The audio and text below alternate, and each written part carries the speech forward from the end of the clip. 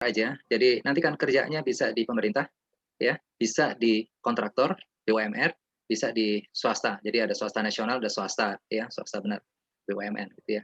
Nah, mereka pun akan bersaing di proyek-proyek pemerintah karena uang yang paling banyak ada di pemerintah.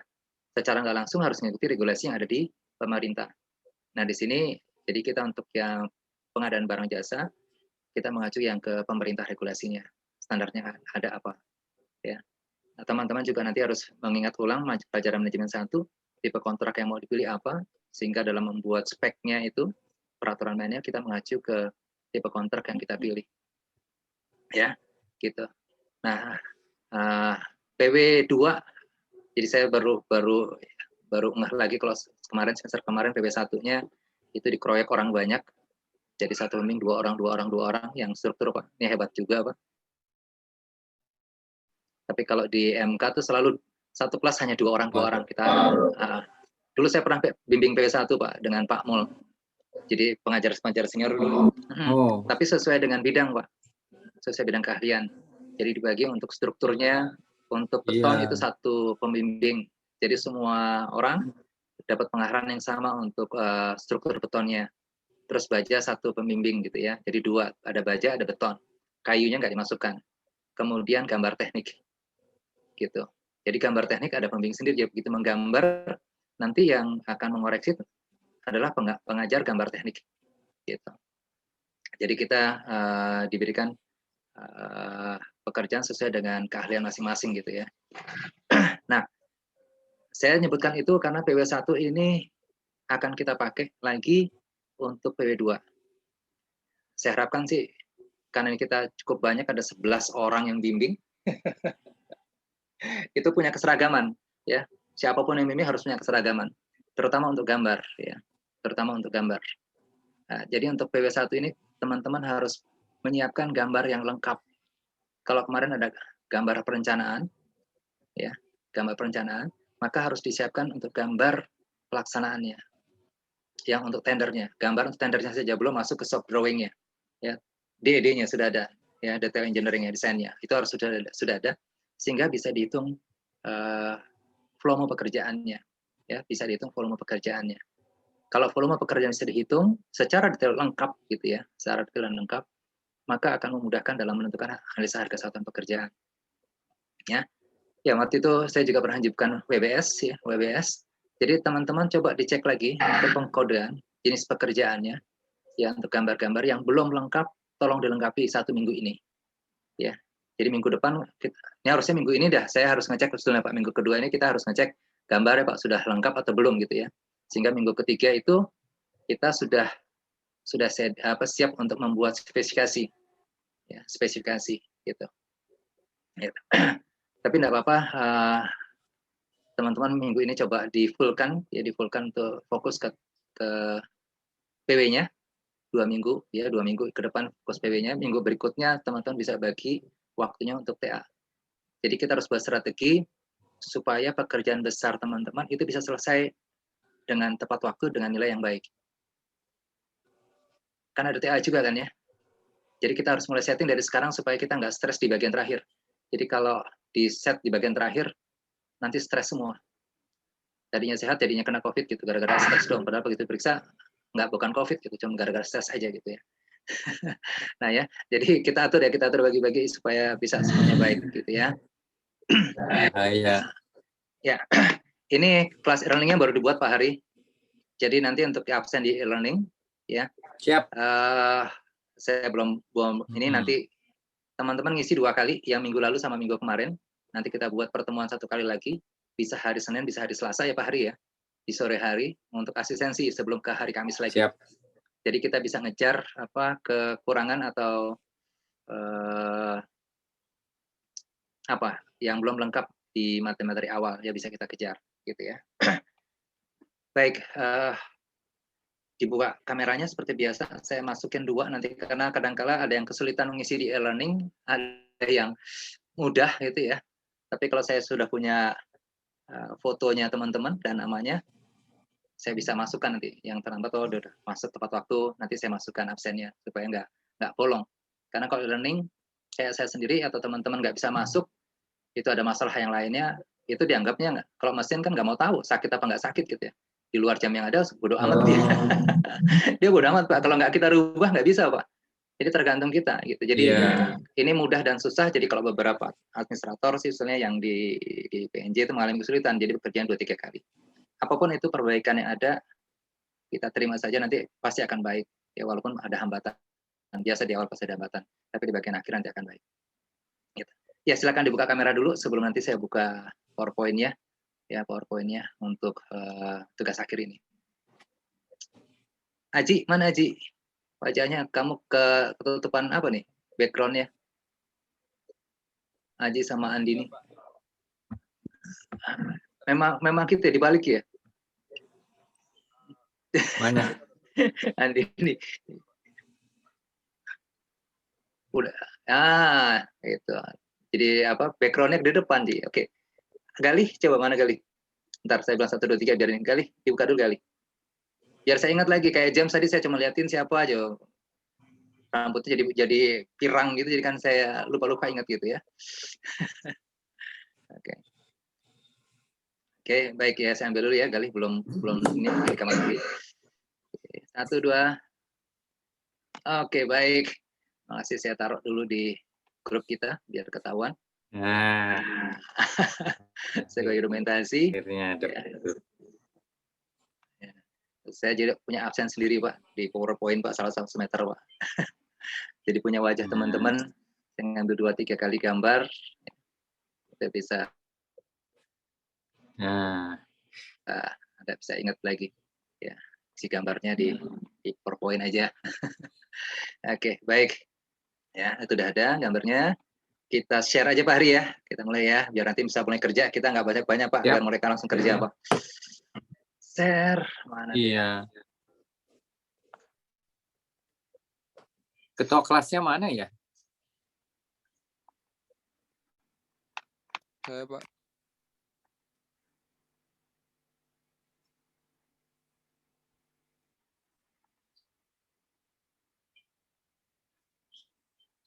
Oke. Ya. Sudah kelihatan? Sip. Masih Rey ya, ketua kelas Rey? Sudah. Ya, Rey ketua kelasnya? Iya Pak, ya Pak. Oke, masih Rey ya. Oke Rey, kita mulai ya, baik ya. Ini pendahuluan awal ketua aja. Kelas. Rey Salomo Pak. Ini penyanyi Pak. Ini penyanyi, suaranya bagus Pak dia Pak. Oh. Dia bersaing sama James Pak. Kalau begitu.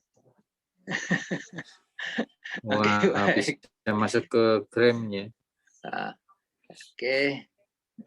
Kebaca nggak teman-teman? Kebaca Pak. Udah ya? Oke ya. Jadi ini apa capaian yang mau dicapai gitu ya. Capaian yang mau dicapai, coba tujuan kita untuk pembelajarannya. Ada 5 poin. Ya, pertama ini kita bisa melaksanakan perundang-undangan untuk jasa konstruksi.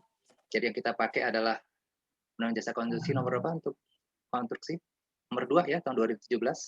Kemudian sistem manajemen K3, ya SMK3 dan kode etik profesi quantity surveyor. Jadi nanti teman-teman kalau mau bagus ya ikut asosiasi nanti, asosiasi KIS gitu ya. Ya, KIS. Dan ini kalau bisa dibuat yang terbaik untuk teman-teman. Jadi kalau nanti ada sertifikasi KIS, quantity surveyor bangunan gedung ataupun bangunan yang lain, laporan ini bisa dipakai sebagai bagian dokumen portofolio untuk diakses tiap hari ya. Selain sertifikat yang mendukungnya. Ya. Ya. Ya, jadi betul. buat sebaik mungkin. Ahli. Untuk ahli muda KIS atau estimator bangunan gedung. Ya. Ahli muda. Nah, jadi nanti ditanya, pernah menghitung proyek nilainya berapa M?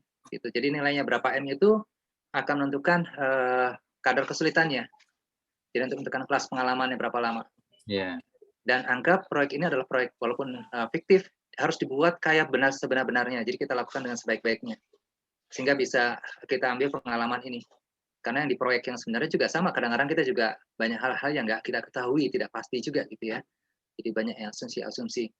Nah mudah-mudahan kita dengan apa sih, simulasi seperti proyek yang sebenarnya, itu kita punya pengalaman di sini biar bisa kita terapkan di pekerjaan kita nanti. Ya, jadi jangan kejar nilai, biar nilai yang ngejar teman-teman. Benar Pak Hari ya? Ya, jangan ngejar nilai, tapi yang ngejar nilai yang ngejar Betul. teman-teman. Gitu. Sesama Gimana Pak? Ya, oke ya. Jadi ini. Iya, jangan mengejar nilai yang mengejar.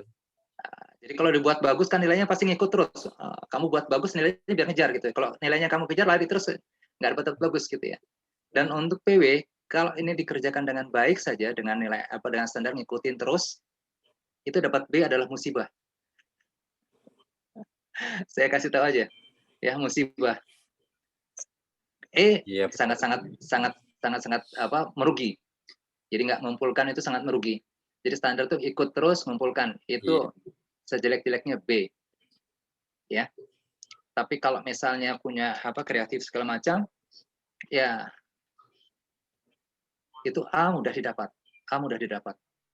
Ya, A mudah didapat. Dan ini juga sebagai prestasi kalau di semester terakhir IP-nya mata kuliahnya banyak A, suatu kebanggaan enggak? Wah, dulu awal kan bisa cerita tuh. Awal-awal masuk PNJ, Politeknik, nilainya kecil-kecil. Begitu terakhir, A semua dong. Berarti progresnya naik. Dan di semester terakhir adalah gabungan dari semua mata kuliah gitu. Jadi ini satu prestasi sendiri kalau di semester ini nilai teman-teman itu bisa A semua. Ya, jadi yang bersama kalau saya ngajar di MK2 prinsip dasarnya sama ya, kalau orang manajemen kan semacam itu. Ya, kemudian teman-teman juga harus bisa merencanakan anggaran atau cost plan berdasarkan desain tahap skematik, tahap pengembangan desain dan ini DED-nya ya di situ. Jadi harus bisa merencanakan ke sana. Memang kalau kita dalam perjalanan estimasi biaya kita ada biaya yang paling konsep itu dalam studi kelayakan atau studi kelayakan. Kemudian kita udah masuk ke semi detail, ya semi detail itu masuk tahap tendernya, ya sudah di ED itu masuk semi detail. Nah ini teman-teman masuk ke semi detail tapi sudah mengarah ke detailnya nanti tahap pratendernya atau tendernya. Karena teman-teman nanti harus buat yang namanya adalah owner estimate, ya owner estimate. Ya jadi di bagian awal teman-teman sudah bisa menentukan owner estimate berapa nilai proyek teman-teman. Nah, kalau sudah tahu nilai proyek teman-teman, maka teman-teman bisa menentukan tipe kontrak apa yang mau teman-teman gunakan. Jadi regulasinya, aturan yang dipakai, itu sesuai dengan tipe kontrak yang teman-teman gunakan. Jadi kaitannya semacam itu. Ya. Ya. Di sini harus bisa membuat rencana anggaran. Yang kedua, merencanakan anggaran final. Jadi setelah ini kita buat estimate-nya. Jadi kalau yang nomor 2 nanti kita ambil contoh. Kemarin dikasih tugasnya PW1 luas bangunan totalnya berapa? Brian, berapa meter persegi? Masih ingat? Di atas 1.000, Pak. Di atas 1.000, hanya bilang atas 1.000. Saya lupa ingat, Pak. Berapa lantai? Per lantainya, Pak, minimal 1.000. Per lantainya minimal 1.000. Kemudian berapa lantai? 3-4, Pak. 3-4 lantai. Nanti kita buat sama semua saja yang 4 lantai ya. Tipikal. Iya. Tipikal, tinggal naikkan. Ya, tinggal naikkan. Jadi atap tetap sama, nanti kolomnya nggak usah dirubah, biarin aja Pak Hari ya. Kita anggap sama aja Pak Hari ya. Ya. Jadi kita nggak... Jadi ini proyeknya sama nih? Proyeknya... Ini nanti proyek sama atau seperti yang di PW1? Seperti PW1, Pak. Diterusin, Pak. Oh. Hanya kalau kemarin PW1-nya 3 lantai, dibuat 4 lantai. Iya. Ya. Oh, oke. Jadi biar sama semua, jadi punya beban yang sama dari setiap kelompok. Berarti gambarnya ditambahkan. Jadi kalau kemarin ada lantai 1, 2, lantai 3, terus atap, buat lantai 1, lantai 2, lantai 3, lantai 4, terus atap. Atau atapnya masuk lantai 4-nya. Gitu ya. Jadi tetap sama gitu ya. Pakai BIM enggak? Pakai BIM? Ini belum tahu nih, Pak. Kemarin ini dulu menggambarnya pakai apa? AutoCAD atau pakai manual? Atau pakai Revit? AutoCAD, Pak. Oh, udah pakai AutoCAD. Berarti ini udah kebantu. Sudah mulai pakai software di BIM-nya, Pak. Ya, oke. Iya.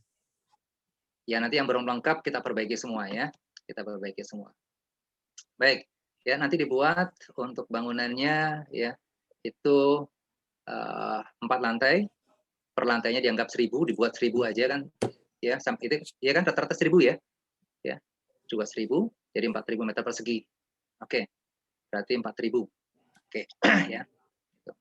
Kemudian bisa menghitung bill of quantity, sama ini harus menggunakan standar pengukuran bill quantity. Jadi kalau panjang ya pakai meter panjang, kemudian kalau luas ya pakai meter persegi, kalau berat kilogram. Oke, ya itu. Ini terakhir sebelum ditutup. Bentar lagi breakout. Breakout. Ya. Terus terakhir mengerjakan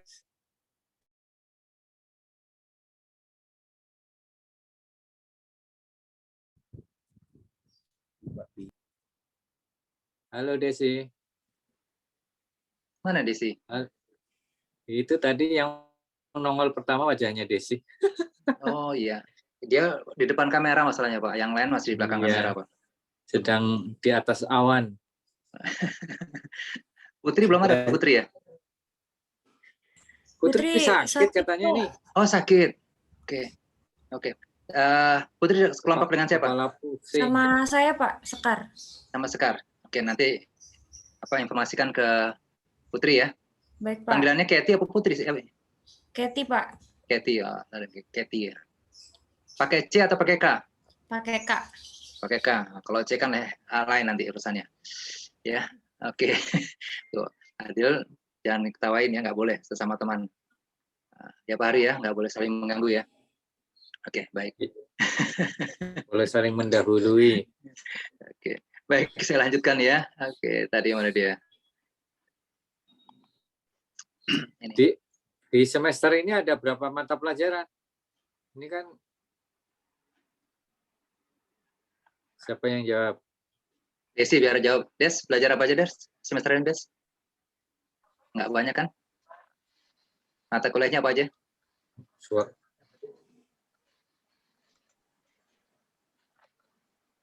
Nggak, belum ada suaranya Desi. Jawab udah. Nggak bisa Pak, mic-nya Pak. Oh, mic-nya nggak bisa? Ya, Oh iya, laptop saya nggak bisa. Ini sengaja Pak, Desi dimatiin Pak. Sebetulnya bisa Pak, kalau misalnya dengan Ray dia bisa ngomong Pak. Ya, jadi saya kecewa kalau kayak gini. Yang lain bisa, ke saya nggak bisa Pak. Ke kita nggak bisa Pak. Oke, bisa bantu Desi? Nggak mau Desi, bercanda Desi. Ya. Banyak nggak mata pelajarannya? Ada 4 matkul Pak, di luar PW sama TA.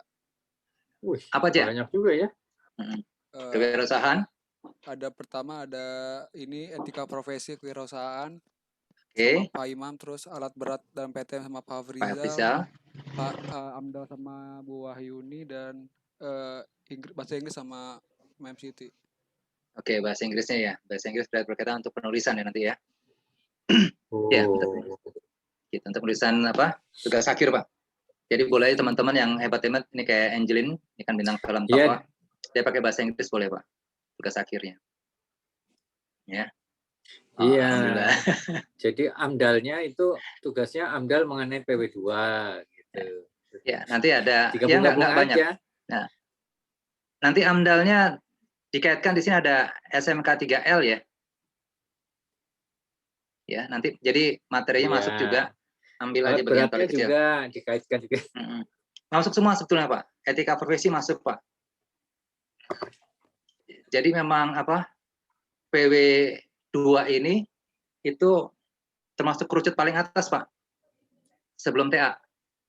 Jadi TA itu paling ujung, paling tinggi, terus baru PW2, kemudian baru PW1, terus mata kuliah estimasi biaya gitu Pak. Ya. Jadi K3 itu bagian di bawahnya Pak. Jadi gitu. Jadi K3 terus estimasi biaya bisa masuk gitu. Terus mata kuliah lain. Jadi mengkerucutnya gitu Pak. Jadi sebetulnya kita belajarnya sudah diarahkan benar. Iya.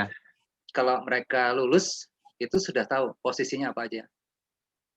Jadi kalau kita buat dokumen tender kan masalah mutu tahu benar kan Pak ya, kita buat standar mutu kan Pak. Betul. Ya. Ini kita sambil ngobrol ya. Karena nanti masuk dalam PW2-nya nih. Masuk dalam PW2-nya. Jadi bicara masalah mutu, Itu standar mutunya ada, nanti kita pakai, ya. Nanti teman-teman bisa menjadi pengawas lapangan atau quality control, gitu. Ya, itu tuh jobnya di pekerjaan, ya. Kemudian juga ada tentang SMK 3L-nya, ya. Jadi bisa sebagai apa, ahli muda K3-nya di situ nanti. Kemudian juga sebagai estimator bisa, atau QS, ya, estimator QS. Di sini karena kita perencanaan anggaran biayanya, itu bisa masuk ke sana. Ya. Itu beberapa apa jabatan atau kompetensi, ya, kompetensi keahlian yang bisa diambil oleh teman-teman, ya. Itu antara lainnya, gitu ya. Jadi bisa sebagai QC, bisa sebagai QA, atau sebagai estimator atau QS, ya, sebagai ahli muda K3, ya, pengawas supervisor itu juga bisa. Kemudian juga bisa nanti untuk sebagai scheduler itu bisa. Ya. Terus gambar teknik bisa nggak? Itu level paling bawah, turun lagi ke bawah. Jadi kalau gambar drafter itu di bawah lagi gitu ya, di bawah lagi. Jelas harus bisa gitu. Jadi untuk sebagai estimator ya harus punya kemampuan gambarnya jadi gitu ya. Terus kalau kita membuat dokumen tender juga harus bisa sebagai QS atau estimate-nya gitu. Jadi itu urut-urutannya semacam itu. Dan di sini saya kasih kode untuk kompetensi di sampingnya, ya. Ini bisa dicek nanti untuk standar kompetensi. Kenapa saya masukkan kayak gini? Supaya nanti teman-teman ketika ada uji kompetensi yang diadakan oleh Politeknik atau apa LSP-nya PNJ ya untuk sertifikasi ini bisa disertakan. Jadi kalau nanti ditanya portofolio lampirkan saja di samping sertifikat lain yang mendukung untuk sertifikasi. Ini loh kompetensi yang saya kerjakan. Jadi bisa ngambil apa poinnya.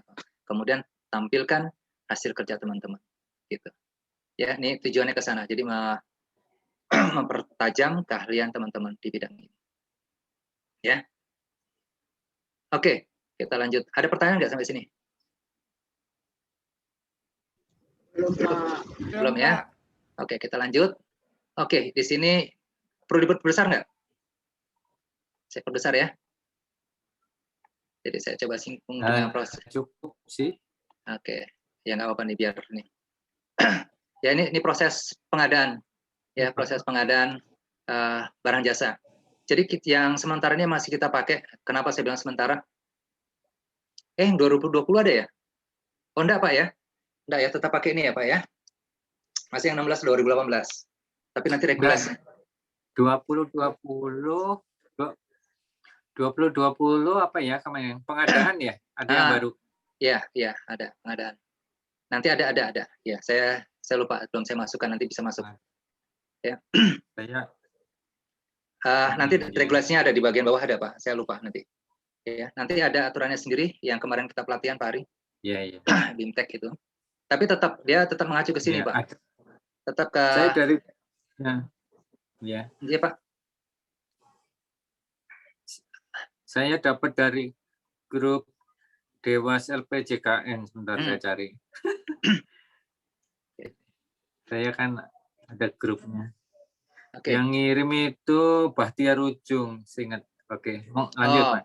Oke ya. Nanti nih. Tapi ini secara umum kita masih mengacu ke sini karena ini yang nomor LKPP ini belum ada perubahan, masih tetap yang 2018, ini sama-sama 2018, ini turunannya ya. Jadi kita ngacu ke PP nomor 16 tahun 2018 untuk pengadaan barang jasa ya. Ya, nanti ya yang 2020 ada 2020. Nanti saya bukakan, tapi secara umum sama ya. Ya, identifikasi kebutuhan sampai dengan serah terima hasil pekerjaan. Nah, di sini ada beberapa tahapan ya, dari tahapan. Jadi di sini ada bagian yang pertama. Ya, pelaksanaan yang pertama. Nah, dalam PW2 ini teman-teman berperan menjadi 2 institusi yang berbeda, nanti sesuai kelompok. Pertama sebagai konsultan yang bekerja kepada owner atau di owner, saya bilang 2 itu aja. Tapi yang bagus saya bilangnya independen aja nanti sebagai konsultan, ya, sebagai konsultan yang membantu owner dalam apa? Dalam menyiapkan perumusan untuk pengadaan barang jasa. Ya, perumusan dalam pengadaan barang jasa. Jadi perencanaan pengadaan, ya. Terus persiapan pengadaan dan persiapan pemilihan. Ya, persiapan pemilihan. Oke. Ya. Nah, untuk perencanaan pengadaan, teman-teman nanti bisa buka ya peraturan lembaga ya kebijakan pengadaan barang ya pemerintah di sini ya LKPP nomor 7 tahun 2018. Di sini proses perumusan kegiatan dari awal sampai dengan akhir untuk pengadaan jasa itu diatur dengan baik, lengkap. Jadi teman-teman harus baca ini dulu, ya poin-poinnya apa saja, ya perencanaan pengadaannya, mengenai jadwal segala macam di situ. Kemudian proses persiapan, ya proses persiapannya oleh pejabat pengelola kegiatan, ya PPK di sini. Nanti ini nama-namanya sudah yang 2020 sudah berubah ya Pak Hari ya. Ya 2020 sudah berubah. Iya. Jadi ya, saya ingat ya, jadi 2020 tadi belum sempat saya buka lagi. Saya sedang cari. Tadi saya sudah kelompokkan, nanti saya masukkan lagi Pak Hari. Ya belum ketemu tadi. Oke, nanti kita di sini mengacu yang LKPP nomor 9 tahun 2018. Ya, persiapan pengadaan. Aturan mainnya teman-teman harus baca. Jadi ini nanti kelompok mulai dibagi, siapa yang baca peraturan nomor 7 tahun 2018, kan kalau berdua, yang satunya baca yang LKPP nomor 9 tahun 2018. Ya, persiapan pengadaan. Jadi teman-teman yang pertama harus menyiapkan ini di sini. Ya. Kemudian sampai dengan proses pemilihan.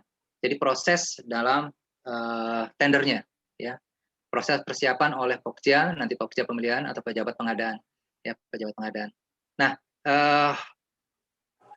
persiapan pemilihan ini dokumennya saja. Nanti kita lihat ke Permen nomor 9 tahun 2018. Ini yang dipakai. Itu ya pertama ya. Kemudian untuk yang kedua, ini bagian pertama, ini laporan pertama, nanti jadi laporan pertama yang di sini. Ya, laporan pertama. Kemudian yang kedua, teman-teman bertindak sebagai kontraktor. Ya, nanti aturan mainnya bagaimana saya sebutkan nanti ya. Yang kedua, bertindak sebagai kontraktor. Kalau sebagai kontraktor, ya, berarti pola pikirnya bukan sebagai owner lagi. Kalau di sini sebagai owner, menyiapkan segala sesuatunya, dokumen tender, spesifik teknis, spesifik administrasi, gambar, ya, gambar atau regulasi yang lain dipergunakan, itu disiapkan di dokumen tender, ya. Ya, jadi nanti dokumen tender ada apa saja, itu di laporan yang pertama, ya. Gitu. Nah,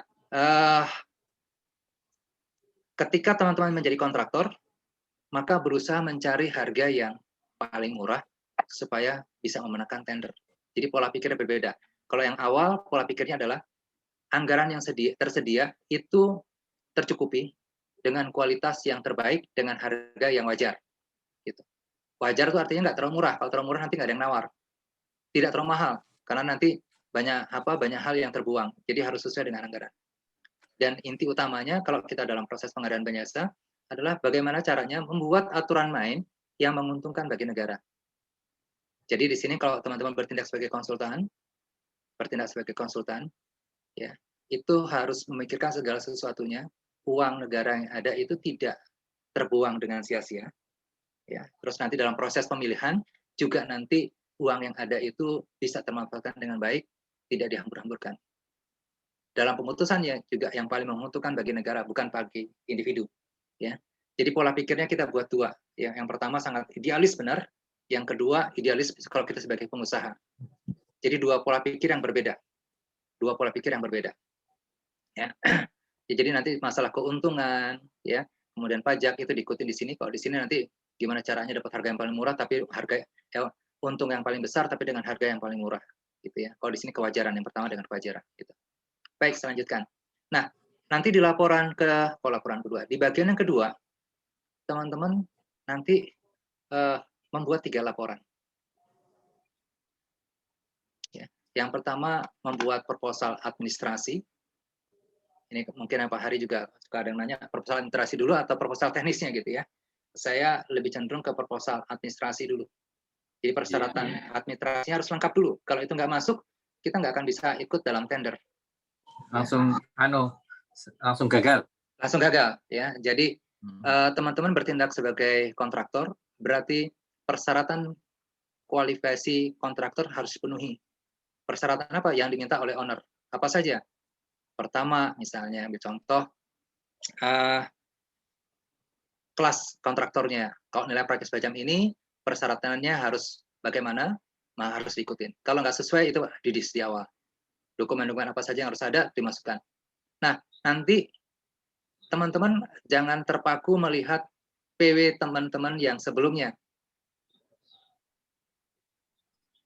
Kelihatannya mirip, tapi dengan regulasi yang terbaru tahun 2020, 2019, 2020, ya, itu banyak perubahan yang diterbitkan. Jadi kita harus mengacu ke PUPR yang terbaru. Memang ada beberapa yang masih mengacu ke nomor 16 tahun 2018 gitu ya. Tapi ada bagian yang harus dirubah, ya kita ikutin dengan regulasi yang terbarunya. Gitu ya. Jadi itu anjuran saya, karena di situ kalau misalnya disamakan persis copy paste, kelihatannya sama, itu pasti nanti ada beberapa hal yang kesalahan. Dan kebiasaan juga kalau copy paste segala macam, itu masalah tanggal, yang bagian-bagian kecil yang harus diisi dengan baik, dicermati dengan baik, itu pasti sama dengan yang sebelumnya. Tidak ada tanda tangan, segala macam, itu banyak kesalahan-kesalahan yang terjadi. Ya, jadi jangan selalu percaya dengan teman-teman laporan yang sebelumnya, ikutin dengan regulasi yang terbaru. Dan untuk pembuatan dokumen tender, speknya ini, itu sudah ada standarnya. Nanti saya sebutkan regulasinya. Ada standar-standar yang digunakan yang bisa kita acu. Pergunakan diisi, dibaca perbaik-baik, terus diisi dengan baik, gitu ya. Caranya semacam itu. Nah, jadi pertama, kalau sebagai kontraktor, teman-teman membuat proposal administrasi. Ini portofolio perusahaan. Buat sebaik mungkin sebagai kontraktor yang baik, yang berkualitas, ya, mengutamakan masalah mutu, gitu ya, waktu dan lainnya. K3 itu penting. Ya. Kemudian yang kedua, laporan yang kedua, ini yang biru dan hijau kita tidak kerjakan. Kita hanya sampai proses pelaksanaan pemilihan. Ya, proses yang kuning ini saja. Ya. Yang ketiga, membuat proposal teknis. Jadi teman-teman harus bisa menampilkan beberapa metode pekerjaan, pelaksanaan pekerjaan yang terbaik untuk menyelesaikan proyek ini. Ya. Ya. Nanti saya tanya. Merimen 2 kemarin, saya pernah putar film nggak?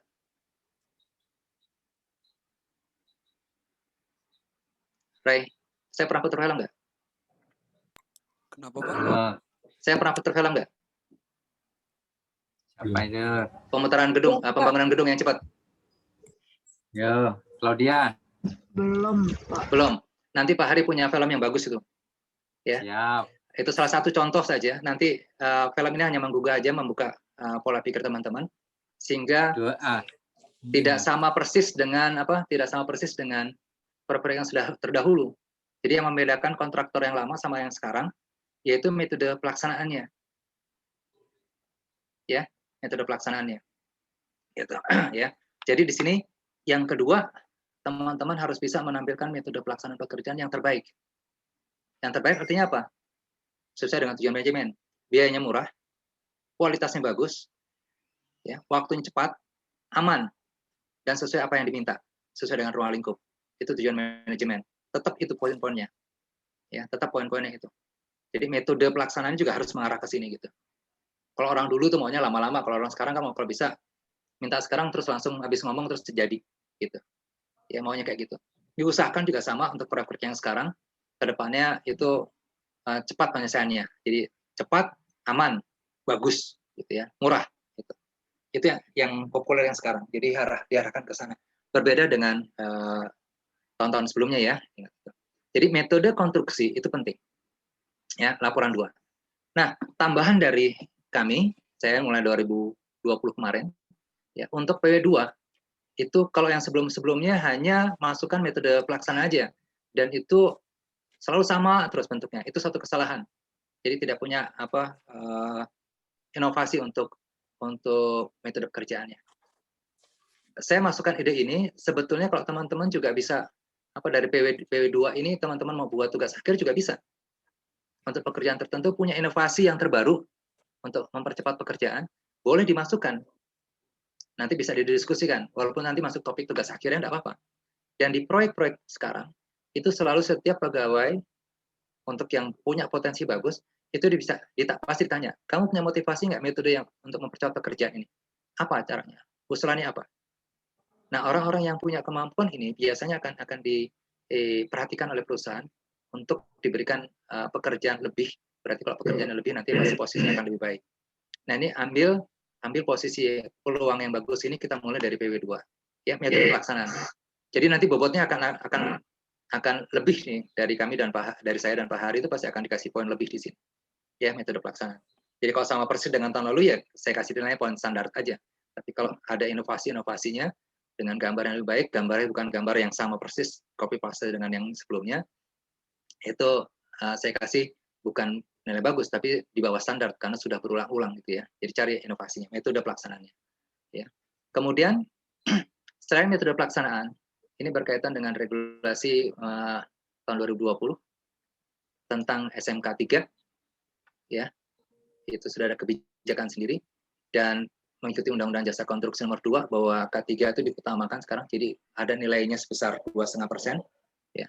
Itu metode K3-nya, SMK 3-nya, standarnya bagaimana, itu harus dimasukkan. Jadi selain laporan 2 ini, ya laporan 2 ini, metode konstruksi, makanya waktunya dikasih dua minggu nanti, waktunya 2 minggu. Kalau ini yang di sini kasih 1 minggu untuk laporan 2-nya. Ya, nanti kita cek lagi, kita diskusikan. Ya, itu masukan untuk K3-nya. Kalau standar K3-nya sudah ditetapkan, maka peralatan-peralatan yang akan digunakan di dalam pelaksanaan pembangunan itu harus diterapkan oleh kontraktor. Kalau kontraktor menerapkan, berarti nanti ada unsur komponen biayanya. Jadi analisa harga sama pekerjaan biayanya ataupun BOQ untuk K3-nya. Jadi K3-nya tidak boleh dimasukkan 2,5% dari nilai proyek, tapi sesuai dengan peralatan K3 yang digunakan dalam pelaksanaan pekerjaannya. Jadi ada BOQ untuk K3-nya.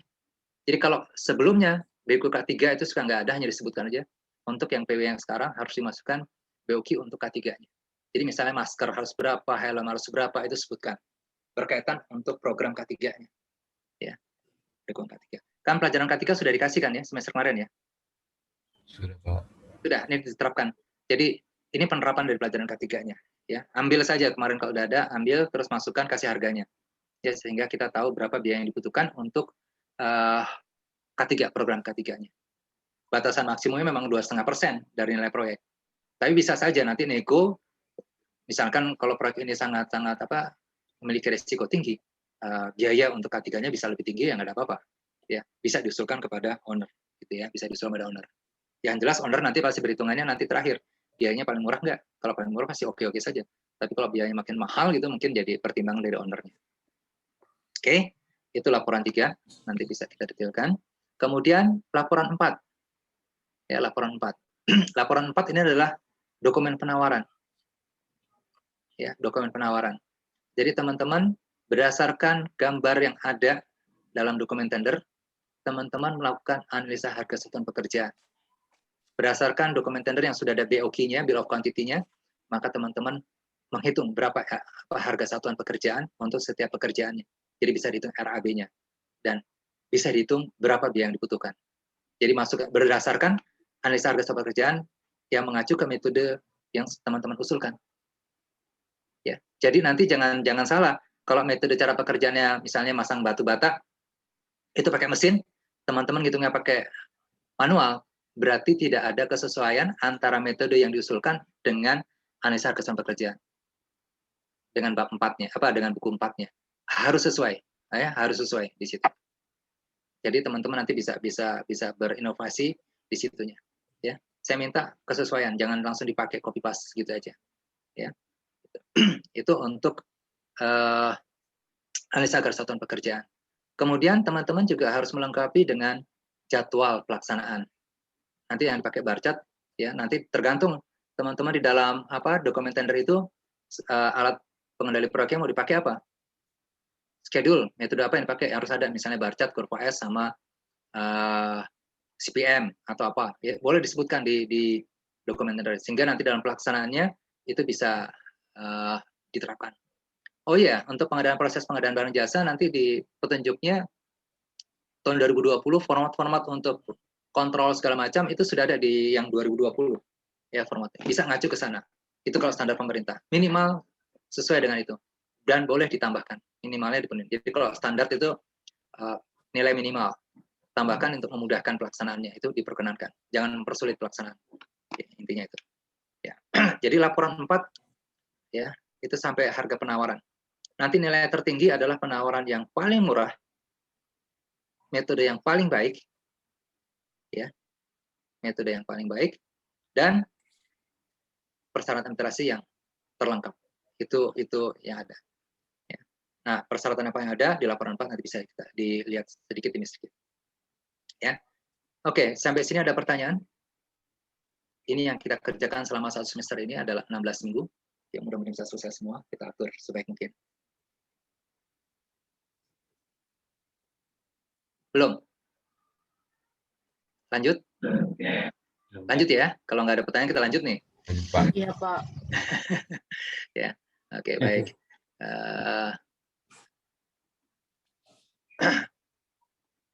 Baik, kalau itu kita lanjutkan lagi. Oke.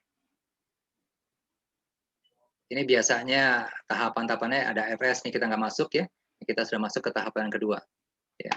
Ini melakukan value engineering terhadap desain yang ada untuk dapat menekan biaya proyek, ya, tanpa mengurangi tujuan dan fungsi, mempersiapkan quantity, menentukan sisi teknik dari proyek, menentukan cost budget atau owner estimate. Ini adalah laporan 1. Jadi kalau nanti ada bagian tertentu yang kalau dihitung biaya menjadi mahal, teman-teman boleh saja dalam perencanaan yang kemarin, ya gambar-gambar yang nggak lengkap itu segala macam, dirubah boleh-boleh saja. Ini value engineering artinya kita dengan Rp1 bisa mendapatkan hasil yang terbesar. Ya. Contoh, saya ambil contoh ini berdasarkan fungsi ya, contoh. Kalau misalnya dinding disekat dengan, ruangan disekat dengan dinding. Yang kita mau value engineering-nya, ini contoh kecil value engineering-nya adalah misalnya dinding. Maka akan ditanyakan dulu, dindingnya fungsinya sebagai apa?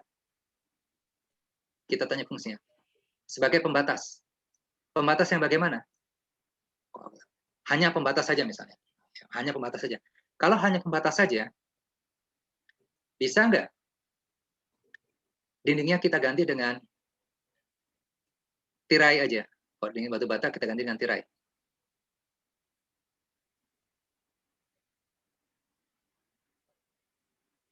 Kalau pembatas. Tirai bisa sebagai pembatas nggak? Bisa, Pak. Bisa. Oh bisa. Jadi kalau hanya pembatas saja nggak ada syarat yang lain, ya kita ganti tirai aja. Ternyata setelah kita ganti tirai, uangnya nggak cukup kan, value engineering itu kita memperkecil pengeluaran ya, tapi dengan fungsi yang tetap nggak berubah gitu ya. Fungsi nggak berubah. Ini di manajemen 3 ya, kalau nggak salah ada value engineering ya. Kemarin diajarin FE nggak? Diajarin nggak Dini? Ini diajarin nggak? PE, sempat disinggung nggak? Enggak? Nggak ingat? Enggak. Iya. Ya, jadi ini ya Pak Ari boleh disinggung dikit-dikit ya Pak Ari ya. Ya, biar kalau misalnya kurang kita tambahkan dikit-dikit ya Pak ya. Ya, refreshing. Nah, karena ini penting benar. Setiap proyek, owner maupun kontraktor itu berusaha mengeluarkan biaya sekecil mungkin dengan tanpa merubah fungsi daripada bangunannya, tanpa mengurangi mutu daripada bangunannya di situ, dengan biaya yang paling murah. Ya. Contoh kalau dinding tadi fungsinya hanya sebagai pembatas, yang tadi yang pakai batu bata, boleh saja kita ganti dengan misalnya kayu yang lebih murah. Kalau kayu masih mahal, uangnya nggak cukup, kita ganti dengan tirai. Kalau tirai nggak cukup, uangnya, saya cuma bilang dinding ya, tapi kalau untuk hotel 4 lantai atau 28 lantai, cukup banyak nggak dindingnya, volumenya? Banyak, Pak. Rupiah itu, jangan salah. Rupiah itu. Ya, rupiah. Kalau per meter anggap 300.000, 600.000 per meternya. Kalau ada 2.000 atau 10.000 meter persegi, berapa rupiah? Kalau per meternya itu kita hargai dengan 500.000. Penghematannya kan lumayan kan, MM-an kan ya, bukan hal yang kecil kan. Ya, jadi itu kita bisa menghemat berapa M, hanya dinding saja. Dinding ternyata masih hanya sebagai pembatas. Oh, kalau pembatas uangnya nggak ada, kita ganti dengan tirai. Tirai masih nggak cukup, kita ganti lagi pembatas. Boleh nggak pembatas itu kita kasih garis saja?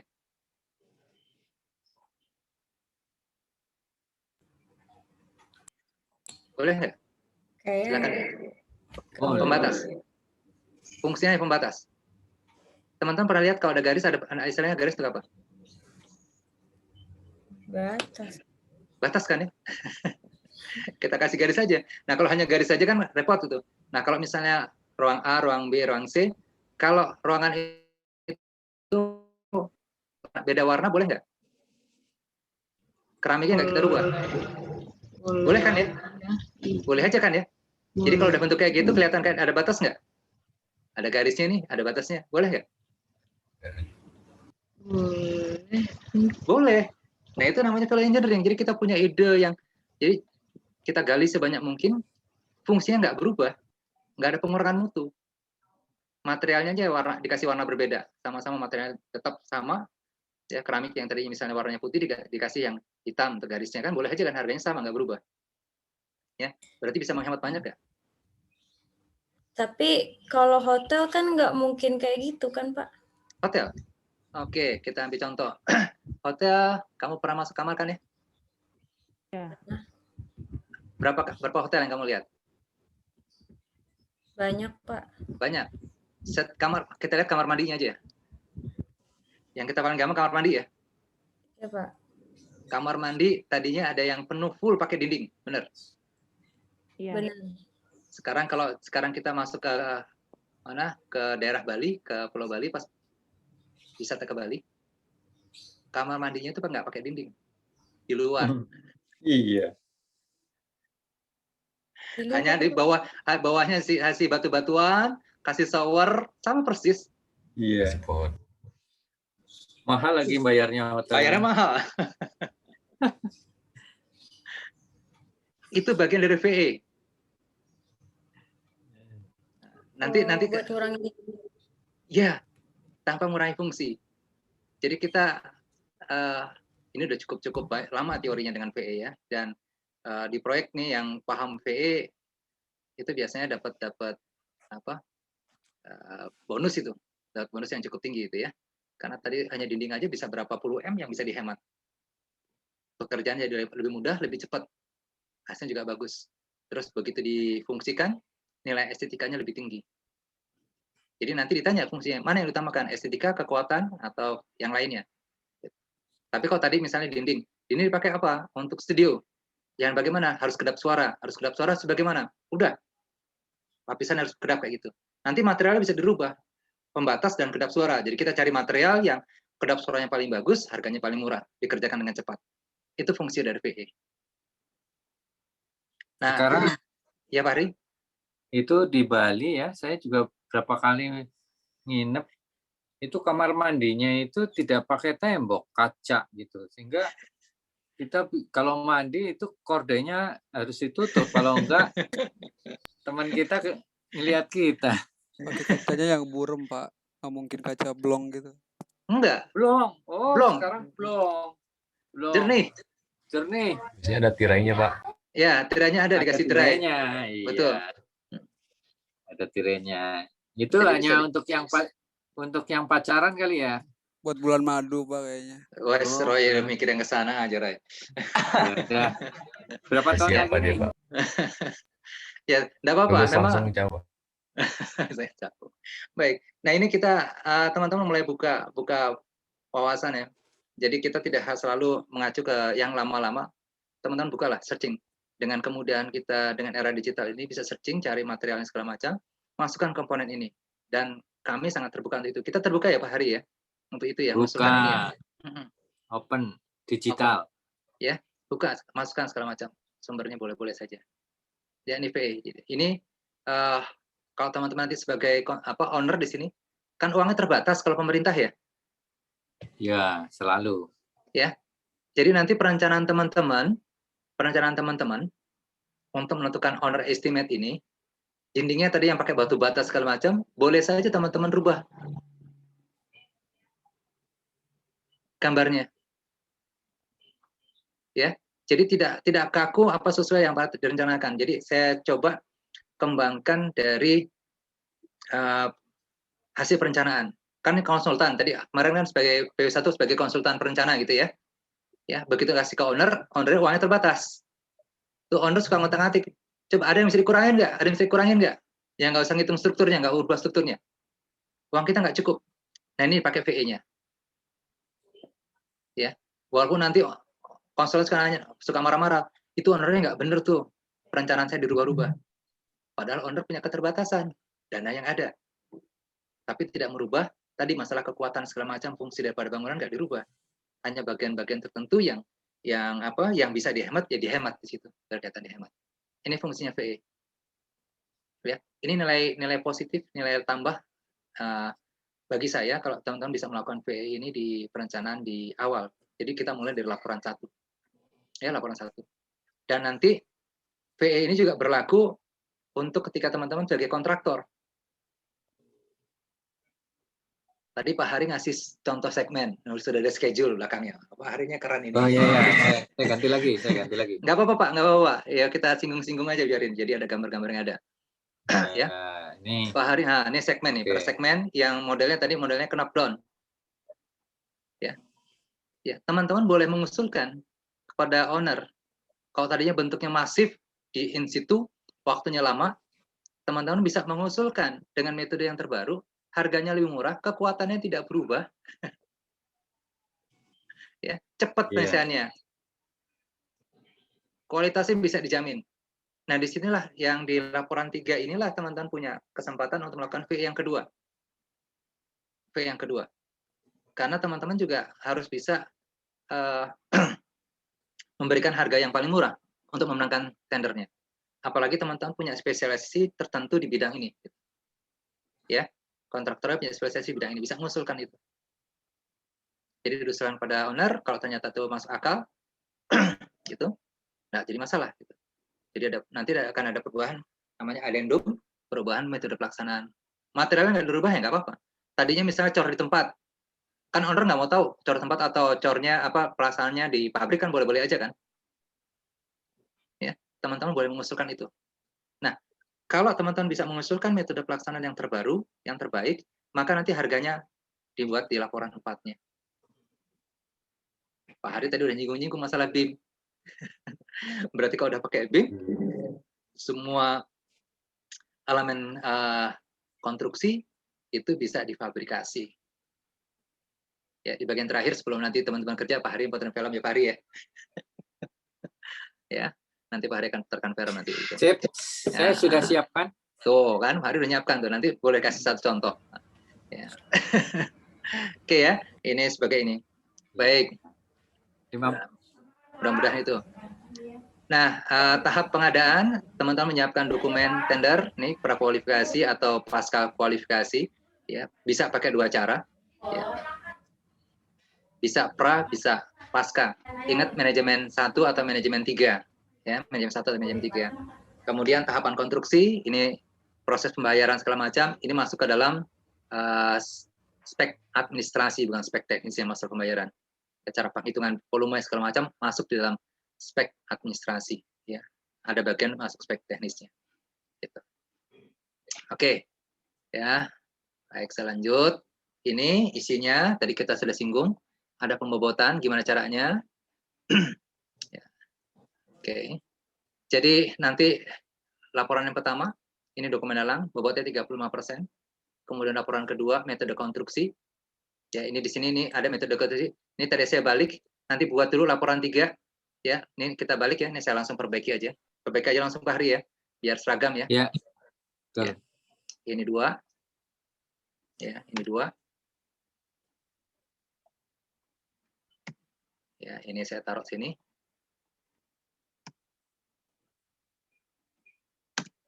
Ya, laporan 2-nya laporan 3. Ya, saya nggak merubah jadi ini. Ya, di sini ada metode konstruksi, kita tambahkan 1 di sini. Ya. SMK3. Yes. Ya. Tambah SMK3-nya. Ya, masukkan bobotnya 20%.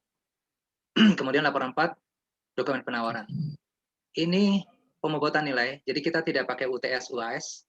Ya, UTS UAS kita pergunakan tetap untuk proses pekerjaan kita sesuai jadwal. Ya. Dari setiap laporan, ini ada 5 komponen penilaian. Ya, ya dibagi sub penilaiannya. Jadi misalnya dokumen lelang, ini dibagi 5, 1, 2, 3, 4, 5. Komposisinya adalah keaktifan nanti 15%. Jadi absen segala macam itu 15%. Datang terus tidur boleh. Ya. Tapi nanti ada pertanyaan, hampir sama dengan apa saya ngajar manajemen, ya, ini sama keaktifan gitu. Terus progres. Jadi setiap pertemuan, setiap minggu ada kemajuan pekerjaan bobotnya 15%. Nilai dari 0 sampai 100, ya, dari 0 sampai 100. Jadi cara nilai dari 0 sampai 100 gimana caranya? Gampang. Dokumen lelang itu dibagi beberapa segmen.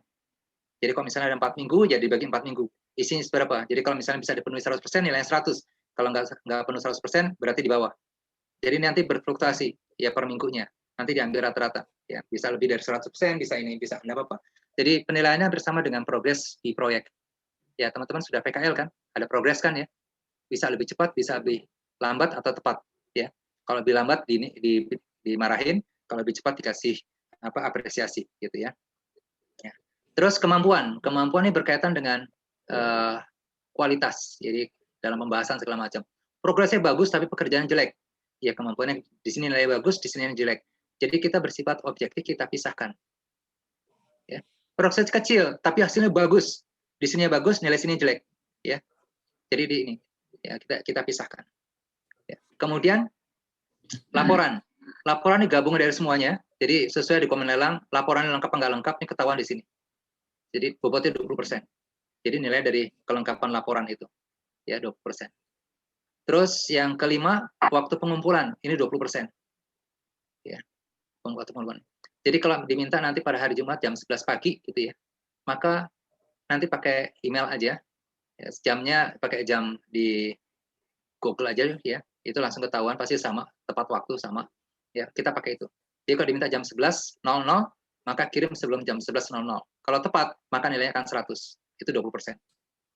Tanpa melihat yang di atas ini. Ya. Kalau nggak ngumpulkan, berarti kosong. Ini kosong, yang lain ikut kosong. Oh enggak, ada di sini ada, mungkin ini ada, laporannya kosong. Jadi di situ kalau nggak ngumpulkan. Ini kosong. Jadi nanti PW tetap ada nilainya, apapun bentuknya itu. Ya, dari teman-teman. Cara penilaiannya semacam ini untuk memudahkan. Ya. Cukup jelas? Jadi udah ada, nanti saya form nilainya ada, nanti setiap laporan 1 nanti saya sebutkan nilainya berapa. Laporan 2 nanti ada nilainya, kita keluarkan. Jadi teman-teman udah tahu nilai dari setiap laporan yang ada. Ya. Baik, kita lanjut. Ini waktunya. Ini minggu pertama penjelasan harusnya ini. Ini kita langsung gabung ke sini. Ini ada 5 minggu ke depan. Ya, 5 minggu ke depan. Ya. Ini untuk laporan 1. Jadi kita tinggal ada 4 minggu ya. 4 minggu terakhir ya. Iya Pak. Karena cukup banyak tuh harus buat apa saja laporan 1. Dokumen tender. Nanti kita bahas nanti habis ini kita tulis ya. Laporan 1. Kemudian ini bukan laporan 2, ini laporan 2. Ya, 2 minggu. Kita balik ya. Laporan 3 jadi laporan 2 tadi ya. Iya. Ya, dibalik ya. Ini dibalik. Yang laporan 2-nya 1 minggu, laporan 3-nya 2 minggu. Dibalik. Tadi saya balik ya. Ya, saya balik. Kemudian laporan 4 ini waktu yang paling panjang. Ya. Nanti sampai minggu ke-16 ya, sampai minggu ke-16 kita lihat sampai UAS ya. Kenapa? Karena teman-teman harus buat analisa harga satuan pekerjaan. Ya, analisa harga satuan pekerjaan. Kemudian harus buat scheduling ya. Ya. Schedule-nya cukup banyak di situ dan pertelan-pertelan lainnya struktur organisasi ada di sini semua. Ya, masuk di laporan 4. Oke, ini schedule-nya secara umum. Ya. Nanti setiap laporan isi halaman judul nama penawaran, kata pengantar, daftar isi, tabel, terus uraian penawaran, metode dan biaya. Ini nanti ini. Jangan lupa kasih nama pasti. Ya. Di dalam sampul itu kasih judul proyeknya, ya. Ini kalau di penawaran, judul proyeknya, terus laporan 1, ya tadi temanya apa tentang spek teknis dan spek administrasi sekaligus disebutkan boleh jadi 1 laporan. Atau dipisah jadi 3 boleh. Ya, 3. Misalnya dokumen apa? Dokumen penawaran dokumen tender 1, spesifikasi teknis, terus spesifikasi administrasi, spek umum, gambar, ya. Itu 4. Oh, 4 kurang. 1 lagi harus ada BOQ, Bill of Quantity. Ya, karena ini sebagai acuan dasar untuk kontraktor nawar, ya. Oke. Nanti yang terbaik, ya Pak Hari ya? Siap. 2 terbaik atau 1 terbaik Pak Hari? Kalau terbaik 1, kalau yang kedua ya terbaik nomor 2. Oke. 2 terbaik aja Pak ya? Iya siap, 1 dan nomor 2. Nanti susah juga kita nilainya Pak ya. 1 terbaik Iya. aja ya. Yang terbaik nomor 1. Wah, terbaik 1. Itu kita pakai sebagai dokumen tender ya Pak ya? Ya, siap. Ya, jadi dari kelompok yang terbagus, baik spesifikasi teknisnya, spesifikasi administrasinya, spesifikasi umum, BOQ-nya, kemudian sampai dengan gambarnya yang terbaik, itu kita pakai sebagai dokumen tender. Nanti kelompok yang lain mengacu dokumen tender yang ada, menawar proyek tersebut. Keuntungan yang terbaik adalah dokumennya dipakai, jadi dia paham bener itu seluk-beluknya. Jadi silakan berlomba-lomba untuk membuat laporan 1 yang terbaik yang nanti akan dipakai oleh kelompok yang lain. Ini kita modifikasi terus Pak Hari ya, setiap PW ya. Betul. Ya, jadi nggak sama-sama terus ya. Oke, ini yang untuk yang tahun ini kita pakai ini yang terbaik ini. Kalau tahun lalu masih 2, sekarang saya 1. Gitu ya. Oke. Ya, tolong siapkan. Nanti pada pertanyaan silakan. Nanti bentuknya laporannya dalam bentuk PDF dan Word kasih ya. Ini dikumpulkan ke email dosen pembimbing saya dan Pak Hari.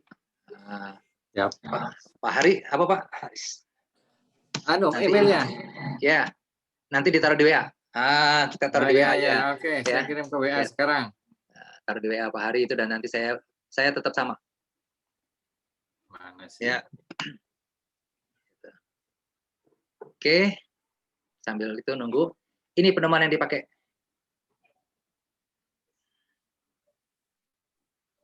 Ya. Bentar saya buka dulu.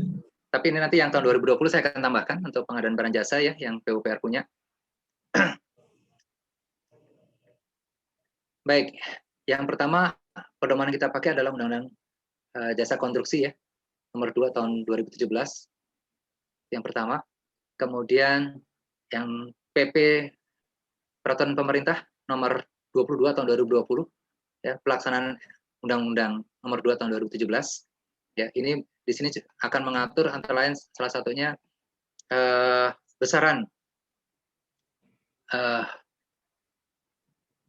tarif ya Pak ya, tarif upah Pak ya untuk tenaga ahli.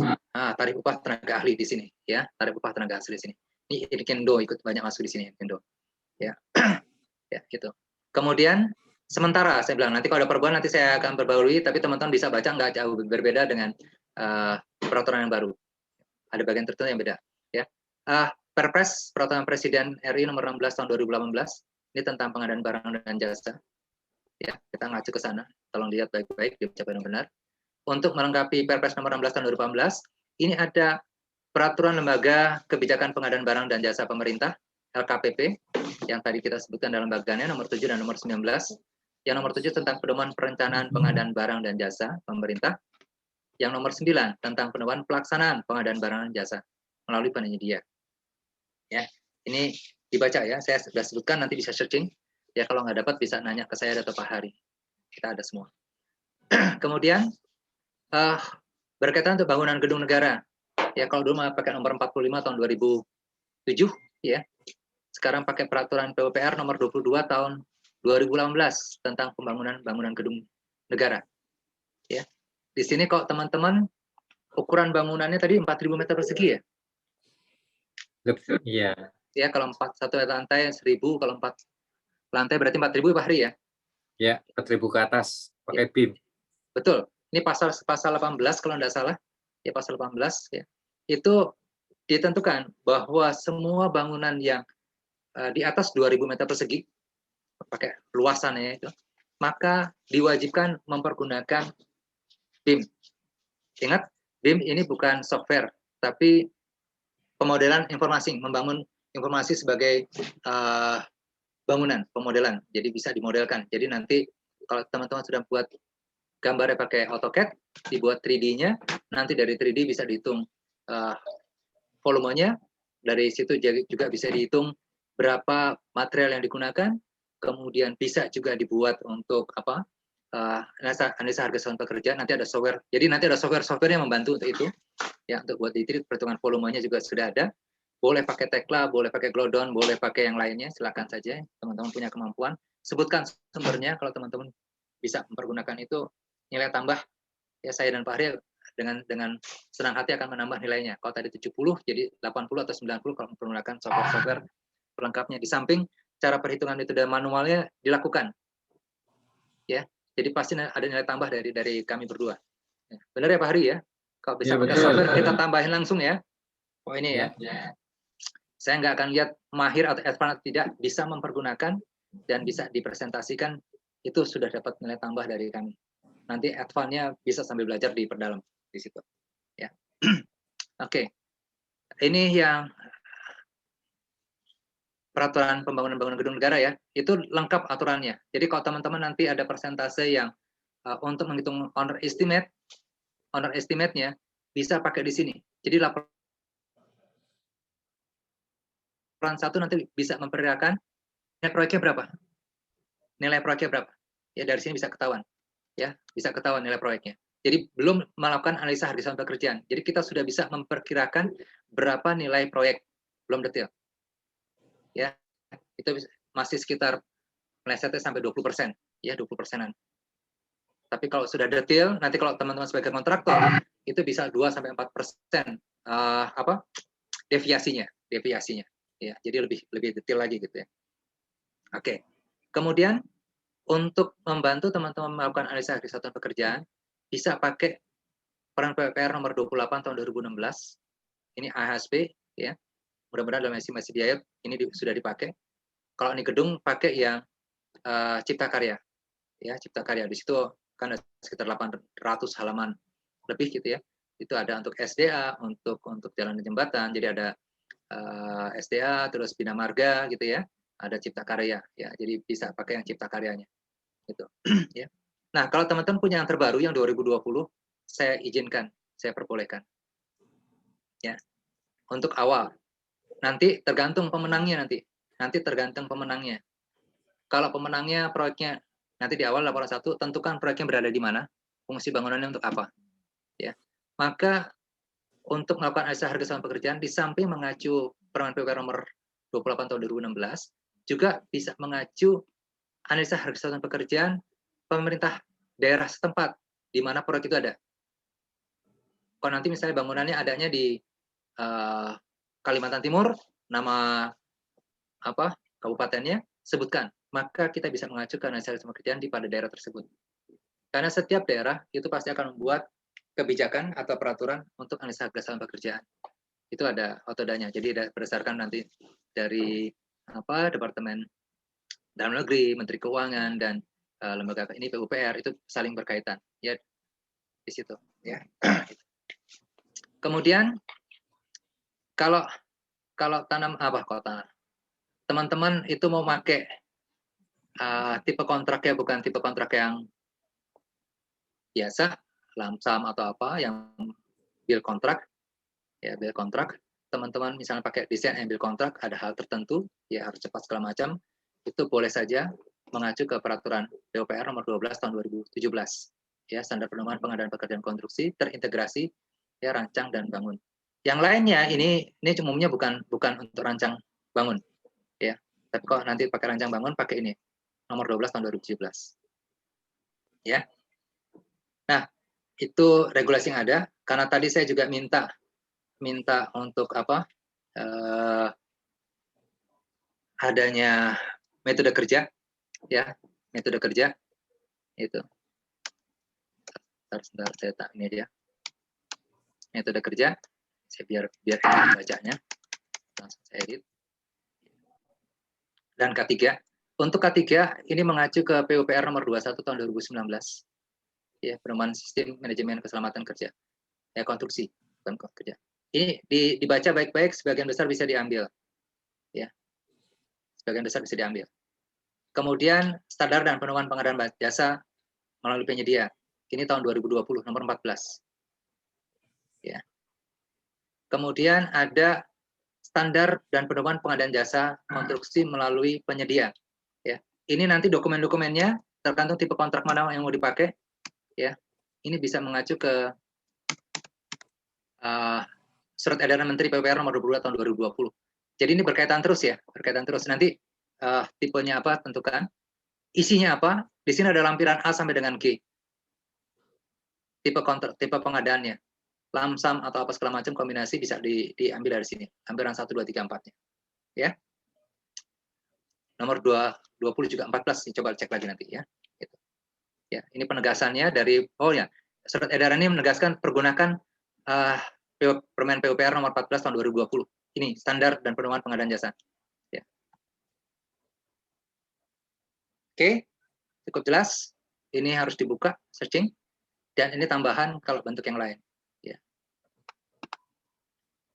Kebetulan ini kan nggak ada nih. Nggak apa-apa hari. Ini dikit terakhir sebelum ini tambahan hari ini. Ini pembagian kelompok, pembagian tugas ajar ini ya. Tugasnya ya, apa saja yang harus disiapkan. Langsung aja kita tulis ya Pak Hari ya. Ya, jadi langsung. Oke, jadi apa saja yang dikerjakan langsung kita pakai ini nih. Siap. Oke. Yang pertama. Ya. Teman-teman bagi kelompok. Ya. Kemudian siapkan nama kelompok. Yang pertama untuk sebagai konsultan. Oke. Ini di laporan 1 ya? Ya. Laporan 1. Jadi kita laporan 1 dulu aja ya. Laporan 1. Tapi siapkan yang pertama itu. Yang kedua, lengkapi gambar perencanaan menjadi gambar untuk tender ya. Tender. Berarti ini DED-nya nih. Desain engineering detail ya Pak ya. Benar ya Pak Ari ya? Ya. Ini. Berarti di sini kalau teman-teman tidak ada apa? Di sini potongan ya. Dan detail harus dilengkapi. Kemudian gambar apa lagi? Gambar mechanical electrical. Ya. Terus selain gambar mechanical electrical, di sini juga ada instalasi air, listrik. Kemudian apa lagi?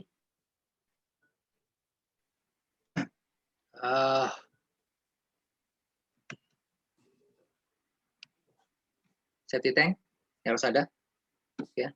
Pakai reservoir juga harus ada. Misalnya harus ada reservoir juga. Plus, langsung dipilih aja.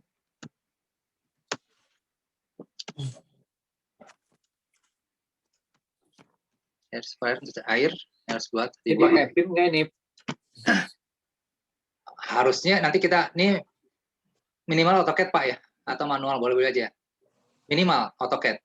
Jadi nanti kalau dibuat ke 3 dimensi, teman-teman bisa ngitung volumenya. Jadi kasih tahu, setiap pakai software yang baru, minimal AutoCAD, ya terus bisa masukkan volumenya ada, itu nanti dapat nilai tambah. Itu bagian daripada BIM. Ya. Oke, bagusnya langsung BIM ya Pak ya, karena sudah 2018 sudah diharuskan pakai BIM. Ya. Apalagi sekarang? Ini detail pintu, ya, detail pintu, detail pasangan,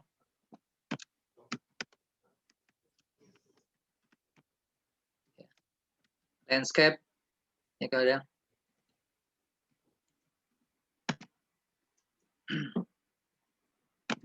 Ya, landscape, taman segala macam terus masukin. Apalagi yang lainnya, DLL, ya tambahkan masukin. Yang nggak ada. Jadi kalau kamar mandi nggak ada detailnya segala macam, keran-kerannya segala macam nggak ada, harus lengkapi semua. Ya, gambar. Ya, ini. Kemudian kalau sudah dalam gambar, ya, dalam gambar saya taruh tempat sendiri. Sebaiknya saya usahakan dalam gambar, saya minta harus ada ukuran, ya. Kemudian nama detailnya, syukur-syukur sudah ada jenisnya, jenis pekerjaan atau bahan. Contoh misalnya plesteran 1,4, jadi langsung ketahuan. Jadi untuk memudahkan nanti dalam perhitungan volumenya. Ya, walaupun kadang-kadang nggak minta, tapi semakin lengkap semakin bagus ya. Jenis pekerjaan harus ada. Ya. Ada ukuran, ya, ukurannya harus jelas. Kemudian di sini ukuran ya, termasuk elevasinya. Ukuran dan elevasi. Ya, kalau kemarin belum lengkap, tolong lengkapi. Nah, dari gambar ini, maka teman-teman akan membuat ya, ini membuat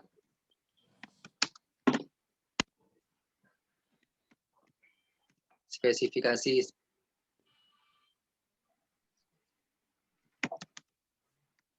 administrasi, ya. Kemudian buat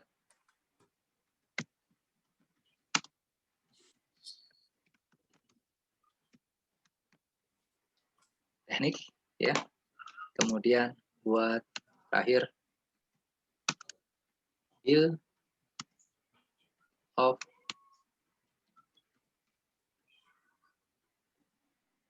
untuk laporan 1.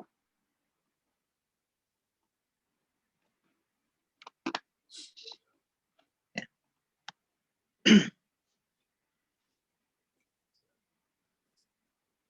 Oke, ini tugas teman-teman hari ini. Ada pertanyaan sampai sini?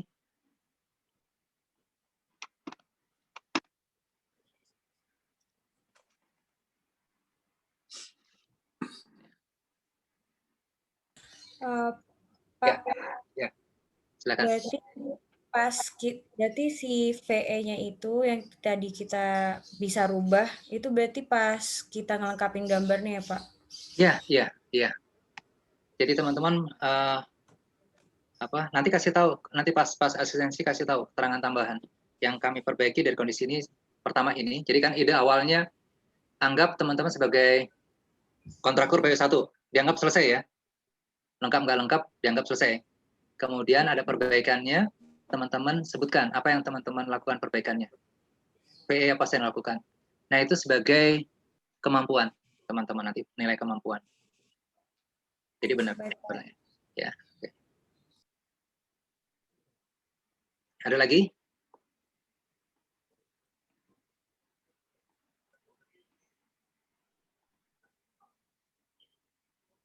Laporan 1 ini.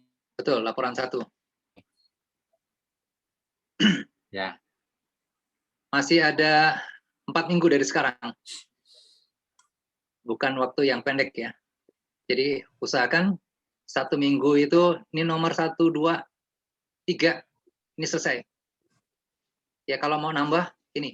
Jadi nanti saya bilang, kalau ada 4 minggu, progresnya kan harusnya 3 minggu gitu dari minggu yang kemarin, sekarang minggu kedua. Ya, 1, 2, 3. Ya. Jadi,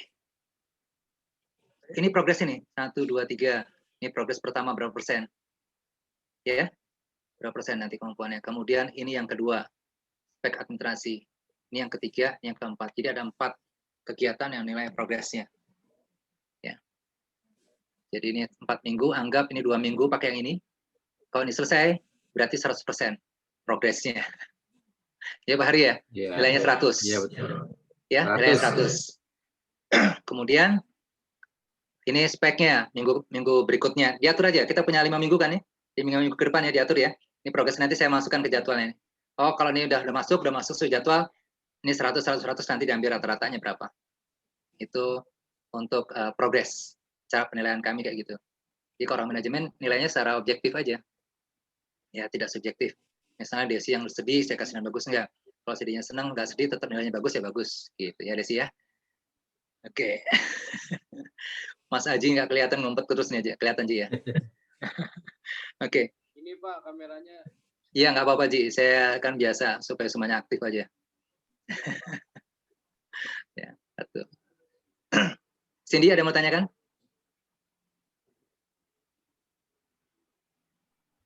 Pak, untuk penambahan lantainya kita nggak usah perlu ngitung struktur ulang kan, Pak? Enggak. Sesuai Langsung ruang tambah lingkup aja ya? Langsung tambahan copy paste aja ya. Ya copy Terus paste untuk terus. atapnya harus rangka atau enggak, Pak? Oke. Sekarang coba dibuka semua ya, kita buka semua. Kasih apa?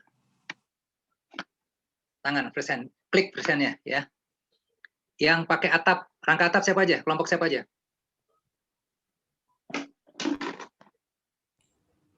Satu, dua.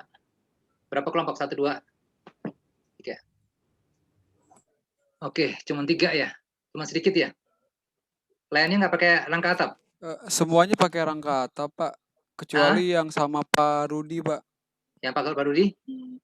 Semuanya pakai rangka atap. Kecuali yang dosennya pakai sama Pak Rudi tuh pakai dak. Pakai dak. Oke. Berarti yang wanita semuanya senang dengan atap ya, rangka atap ya. Yang pria nggak senang atap ya. Ya kan tadi ada Bu Amelia, Bu Rina, siapa lagi? Bu Anis ya gitu ya. Oke, rangka atap. Oke, ini berkah untuk yang Pak Rudi, karena sebagian besar pakai atap, rangka atap, maka yang kelompok yang bimbingannya Pak Rudi dikasih rangka atap. Waduh, caranya apa? Ingat, jadilah orang cerdik. Jadilah orang cerdik supaya, kan nggak pakai hitungan? Benar? Pakai hitungan nggak? Nggak. Nanti cari gambar yang bisa ditaruh di bangunanmu, plek, ukurannya sama. Atau lihat contoh temannya yang bisa ditaruh di gedungmu. Jadi dibuat pakai rangka atap. Ya. Kita bilang rangka atap ya Pak Hari ya. Semuanya ya. Betul, Pak. Bahannya terserah Pak Hari ya. Bahannya terserah. Bahannya rangka atap boleh aluminium atau penutupnya apa? Ya genteng misalkan. Itu kita bebaskan. Teman-teman yang buat speknya. Bebas. Yang jelas pakai rangka atap. Ya jadi semuanya pakai rangka atap ya. Oke. Siap. Oke. Baik, ada pertanyaan lagi, silakan.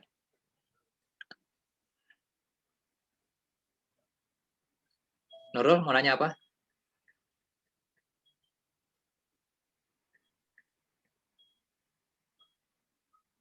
Mana Nurul? Ada pertanyaan? Enggak ada pertanyaan? Oke. Baik. Ada lagi nggak pertanyaannya? Cukup jelas? Cukup jelas. Berarti kok cukup jelas? Pak Hari ada tambahan, Pak Hari?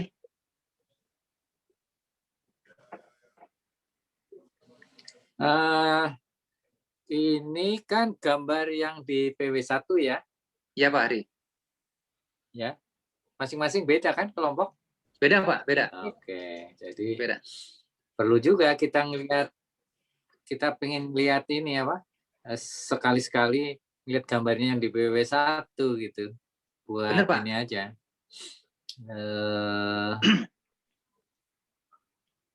Ditampilkan gitu kelompok. Ini kelompoknya sama dengan kelompok PW1 ya? Iya, Sama, Pak. Pak. Sama. Iya, Pak.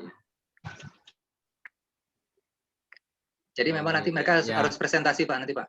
Soalnya biasanya itu di Iya. Ya itu yang di PW1 kalau bisa dibimkan, di digitalize itu Pak bisa pakai download itu ada yang gratis ya. Ini kalau gedung banyak yang gratis kok. Iya, kalau perpipaan itu ada tapi harus bayar. Tapi nanti kalau gambar ME kayaknya di BIM itu ya ada juga sih. Ini cukup waktu juga karena nanti digambar ininya aja lah apa strukturnya gimana Pak? Strukturnya nanti ME-nya diinterpolasikan itu kalau belajar di BIM itu biasanya kita tabrakan tuh antara gambar instalasi mekanik, elektrik sama air itu tabrakan itu. Kalau di gedung bertingkat. Ya monggo, ya terserah. Ya. Dan nah, ini teman-teman sebetulnya juga ya itu aja anu saya. Apa? Jadi Pak, gimana Pak? Itu? Ya, jadi untuk gambar ya itu, struktur sanggup didigitalkan Kak seminggu ini. Okay. Kita kasih 2 minggu Pak, biarin Pak. Jadi yang minggu terakhirnya ini kalau harus kemarin cepat. Kakak kelas. Ya. Kakak kelasnya kemarin bisa semua itu pakai BIM yang 4 PW tapi ya. 4 PW, 4 TKG kemarin. Itu pada pakai digital semua. Ya, yang itu kelas 4 kemarin. Pakai aplikasi apa Pak? Aplikasinya banyak. Iya. Coba mulai cari searching, coba untuk BIM-nya, untuk gedung. Itu Revit boleh. Ada yang 18 lantai. Kalau ini kan lantainya 4. Kalau yang 4 itu, 4 TKG itu lantainya bisa juga antara 8 atau 10. Bisa tinggi. Antar kolom itu yang di bawahnya 1 meter kali. Jadi gede-gede banget. Jadi kok hanya sudah habis itu. Terlalu ekonomis, aku terlalu ekonomis. Terlalu aman, Pak. Jadi, ya itu. Terlalu amat. Jadi kalau dengan VE itu bisa dimensi bisa dikecilkan. Yang dari. Tapi karena ya teman-teman nggak usah mengecilkan dimensi lah sementara ini. Ya karena harus ada perhitungan struktur yang nggak perlu, tetap dia buat sama aja. Gitu. Ya nanti coba searching ya teman-teman ya. Gambar. Untuk gambarnya yang ada dirubah ke 3 dimensi supaya nanti perhitungan volumenya akan lebih mudah. Detailnya dibuat lengkap. Kemudian tadi saran Pak Hari itu benar. Jadi nanti gambar untuk mechanical, ya mechanical, terus instalasi listrik, air, ya listrik air. Listrik biasanya masih bisa tertolong, tapi bagusnya dari awal sudah digambar dengan baik supaya tidak terjadi tumpang tindih. Ya, instalasi perpipaan yang pertama, kemudian listrik itu di strukturnya supaya tidak bertabrakan. Ya. Jadi kalau misalnya tadi beton pakai plafon, ingat kalau misalnya ada instalasi air di bawah lantai, itu masuk ke balok atau kolom, atau di bawah balok, itu teman-teman harus gambarkan dengan baik. Jadi kalau salah gambar, nanti perhitungan volumenya juga akan salah. Maka kalau tadi Pak Hari minta BIM, itu bisa nanti didetailkan. Sambungan instalasi mana yang bertabrakan dengan struktur ya. Dipasangnya kapan gitu ya, di kapan kerjanya. Jadi ini metode pelaksanaan pekerjaan nanti akan lebih baik gitu ya. Akan tertata dengan baik gitu. Jadi memudahkan pelaksanaan. Jadi kalau gambar sudah baik, pengawasannya akan mudah, pelaksanaan akan mudah. Nah tadi kalau kita pakai software, coba searching mulai ini cukup banyak yang bisa dipakai ya. Ada yang pakai SketchUp, ada yang pakai apa segala macam, boleh-boleh aja. Ya dirubah boleh-boleh aja. Nanti coba teman-teman apa yang bisa teman-teman kerjakan. Untuk gambar Pak Hari kita kasih tambahan waktu ya Pak Hari ya.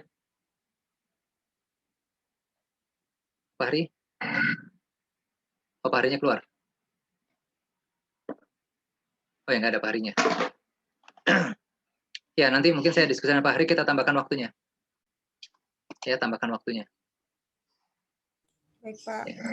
Ya 2 minggu ya, nanti coba cari softwarenya ya. Boleh. Jangan kalah sama yang anak diploma 4-nya. Yang jelas teman-teman yang membedakan nanti jumlah lantainya. Ya mereka lebih tinggi teman-teman. Cara kerjanya sama, mau 2 lantai, 5 lantai, 50 lantai. Kalau sudah pakai software, berarti sama saja, tinggal perulangan. Ya. Nanti di lapangan juga suka nggak dibedakan itu pekerjaannya. Ya, kemampuan itu juga tetap nih. Nah, ini tambahan lain. Jadi nanti teman-teman masukkan cara gambarnya menggunakan apa, software apa, untuk mensupport BIM. Laporannya nanti kasih keterangan semacam itu. Ini memang nggak, ini tambahan saja. Artinya ketika teman-teman, saya pasti berkaitan dengan sertifikasi, baik dari asosiasi maupun dari perusahaan. Jadi nanti ada layak kerja itu dari perusahaan. Ya.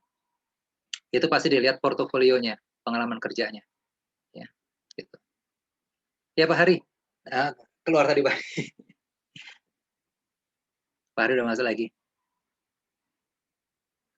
Halo Pak Hari, bisa diterima dengan baik Pak Hari?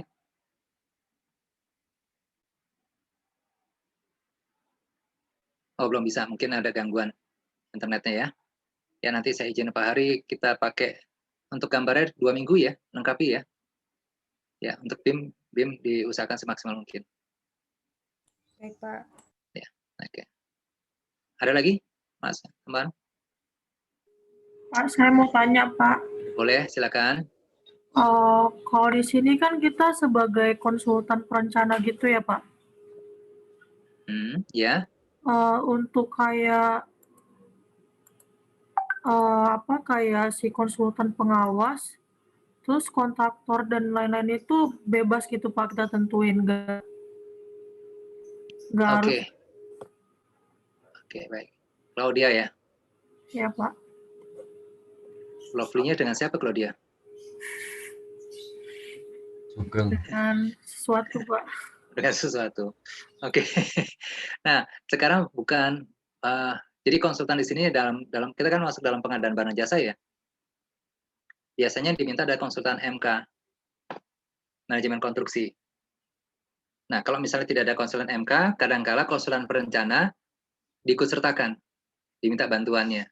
Karena dia yang gambar, dia yang merencanakan, biasanya spesifikasinya tahu gitu ya. Ya. Nah, jadi untuk memudahkan, teman-teman bertindak sebagai konsultan MK aja. Perencananya pas PW1, sekarang sebagai konsultan MK-nya. Jadi yang menyiapkan dokumen tendernya. Terus dalam menyiapkan dokumen tender, kan di situ belum ada yang namanya kontraktor. Belum ada suppliernya. Benar kan ya? Jadi kita hanya buat regulasi, buat spek teknisnya, dan administrasi, supaya kita bisa memilih kontraktornya. Jadi tujuannya adalah memilih kontraktor utama yang melaksanakan, yang membangun pekerjaannya.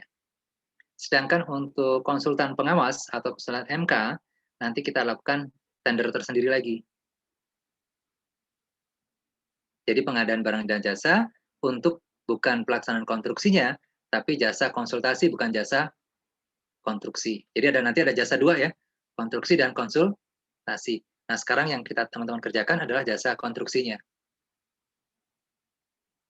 Nah teman-teman di sini tidak pakai tender, ditunjuk langsung menjadi konsultan MK. Yang disiapkan bukan spek teknis administrasi, yang disiapkan adalah K. Jadi kalau saya sebagai owner, saya menyiapkan KAK, kerangka acuan kerja. Nah, kepandaian teman-teman untuk menganalisa kerangka acuan kerja, kepandaian teman-teman untuk melaksanakan acuan kerjanya, maka ditunjuk sebagai konsultan untuk MK-nya, gitu. Jadi Claudia dan partner yang Lovely, ya itu jadi konsultan MK-nya. Jadi nggak di ini lagi, sudah jadi konsultan MK-nya. Ya, gitu. Benar Claudia? Cukup jelas? Cukup Pak, makasih Pak. Ya. James, mau nanya lagi James? Coba kamu nanya James, biar kamu jadi ownernya di sana. Balik jadi owner yang hebat gitu. Kasih kabar saya, Pak, aku udah jadi owner Pak, hebat gitu di sana. Oh, seneng banget saya. Pak, yang atap tadi kan saya sama Pak Rudi pakai dak. Nah itu atapnya ada bentangnya guys, ada minimal bentangnya gitu Pak. Minimal bentang ya, atapnya. Gini aja, karena kamu nggak perlu ngitung-ngitung lagi, ya, nggak perlu ngitung. Kemudian ukuran udah jelas. Cari teman partner kamu, kelompok yang lain yang hampir sama, diambil. Nggak apa-apa, Jam, tenang aja, Jam, biarin aja. Saya fokus ke kamunya aja. Itu susah dikendalikan, nggak apa-apa. Ya, yang jelas kamu fokus ke saya, jangan fokus yang di belakang. Oke. Yang lain gimana, James? Bisa dipakai nggak sama kamu gambarnya? Kemarin udah minta sama teman Pak. Sudah? Bisa dipakai. Bisa dipakai, kamu pakai aja. Jadi jangan habisin waktu untuk buat ulang ya. Iya, Pak.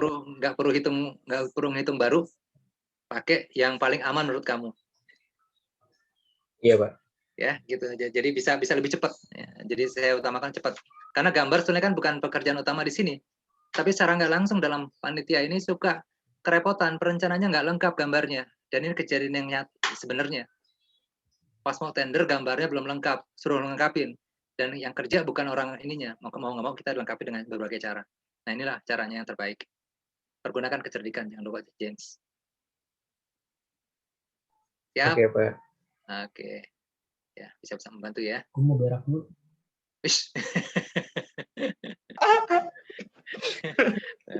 Udah, lanjut. Silakan. Ada lagi? Ada lagi pertanyaan, James? Pak Hari? Udah, Pak. Udah bisa gabung lagi, Pak Hari? Mic-nya, Pak? Belum, Pak?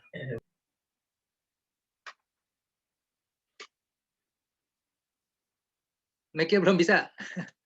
Pak Hari belum bisa, Pak Hari. Bisa. Oke. Oh, bisa. Siap. Udah oke ya? Udah. Oke, ada trouble dikit ya, Pak ya?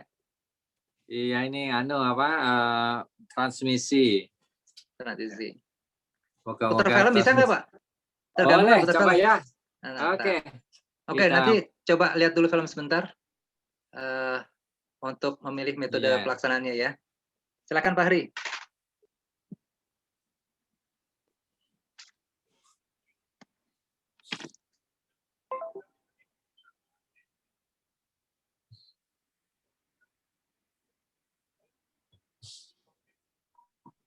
Muter film yang 15 lantai 2 hari. Ya.